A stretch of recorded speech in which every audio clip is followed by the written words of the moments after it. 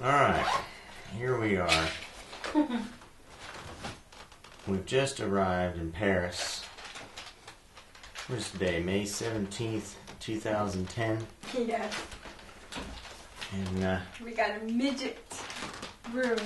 we're now looking at our lavish accommodations in the heart of Paris. I believe they call this like the RUE district, something like that. I don't know what that's word. Historic area, that's all I know. Close to the Eiffel Tower. And Eiffel Tower, by the way, I might add, seems to need a polish job in a bad way, but you know, it looks a little rough. But it's still very pretty. But yeah, I guess I didn't expect much more. It looks like Statue of Liberty after it gets tarnished really good. Anyway, on a side note, we are now in our room at Hotel Leveque. Leveque? Yeah, I think that's what the taxi driver called it, or the shuttle driver. Thank goodness we did that. Boy, you'd be walking miles to get here. This town is full of little streets, bad intersections, and crazy people. But it's a lot of fun. It does look like there's a lot of neat places to eat around this little town.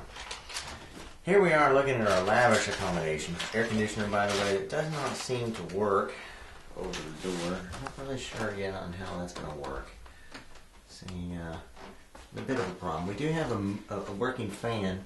That may be our only source of ventilation. I'm not sure. There's a thermostat control, which you can, of course, acutely see there, but there's no power. Not at all.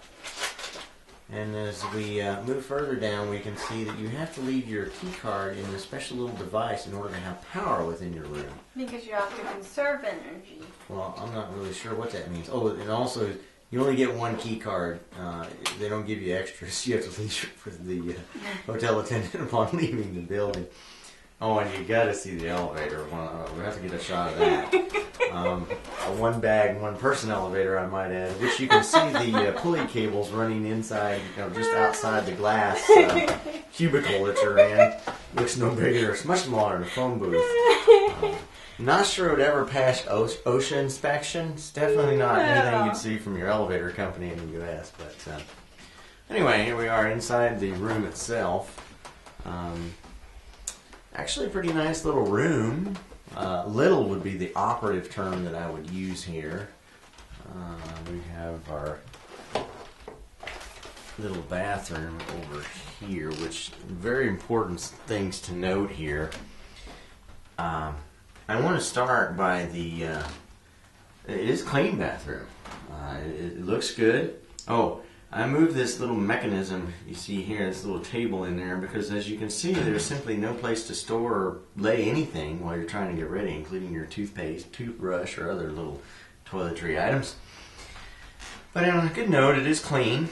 Moving on. John can't fit in it. Yeah, the fitting is a problem. Now, it may be hard to see in this wide-angle view, but from the front of the toilet to the wall, there's really not very much space. In fact, passing two persons in here is, well, less accommodating than passing two people in an aisle on an airplane. It's quite tight. Major problem I noticed was when sitting on the toilet, my knees actually hit the wall. Yeah, that's the wall over on this side, in case you're wondering. Knees over here while sitting on toilet. Okay, you're going to notice next, there's no tank on this toilet. See this? No tank. Very interesting, right? Well, now I know why there's no tank. Place to hang your towels. Because, well, yeah, I'm getting to that. If you were to have a tank on this toilet, as you can see, again, making a note of the distance between the wall and the toilet itself, there'd be no room to sit at all. Come to think about it, there's not even a plug for me to plug my hair dryer. Oh, yeah, that's up here. There's one up here. Oh, okay. Crisis Central. And it's actually got a converter built into it, which is kind of nice. So you got the 230 and you got the 115, and you know. Okay, good. So, oh, you notice that she's mentioning no place to hang your towel. I solved that problem here.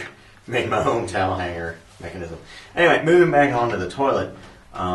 There's something here important to note. Again, I'm fascinated by the fact that there's no tank. You'll notice the tank and the lever is actually right here. Now that's right, that's your little flush handle right there. And that is the tank. Notice the tank and the line running from the tank into the toilet. Yep. So the tank is maximizing space by utilizing the corner space in the bathroom. It's actually quite ingenious, I have to add. Not bad. Other than that, we haven't actually tried, obviously, the shower yet. That's going to be another little interesting phenomenon. We did get a few towels underneath the sink. It's neat. They're stored underneath the sink. Hope there's no plumbing leak. No washcloths, but, we'll accommodate. Again, the good news is it is clean. Very small. I'm not even sure if there's a humidifier or a exhaust fan in here. That could be another problem. I can say from personal experience that upon releasing somewhat gaseous fumes into the room myself, there's very little room for them to dissipate or escape near proximity to persons inhabiting the room, so it could be kind of bad. We can open the windows. Oh, look at that. Now we can let gas out. I knew there had to be a reason for something here. Look at the beautiful view. Yeah, the view is... Oh, I looked at that earlier. There's a fascinating view here. You got to see how they deal with the drainage off the buildings. And I keep in mind, everything over here is really, really close together. And you'll notice that running from the roof all the way down, we have some kind of a grate system down there in which... I don't know exactly how that works. Oh, that's a skylight. There's actually a place for people to eat down there. Check this out. There's a table down there. Right down in there. That is an ashtray on a table with chairs surrounding it. I kid you not. That's what that is. Fascinating. Now that is quaint. Wow, very nice. Very nice indeed. All right. Well, I have no idea what this is then.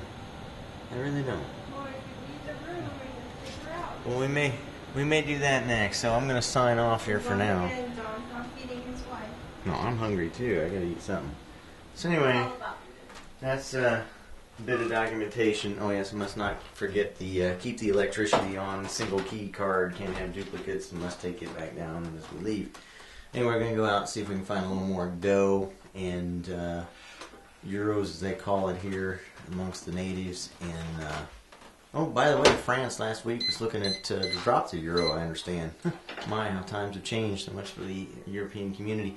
Anyway, we'll do that and try to find some food. And signing off.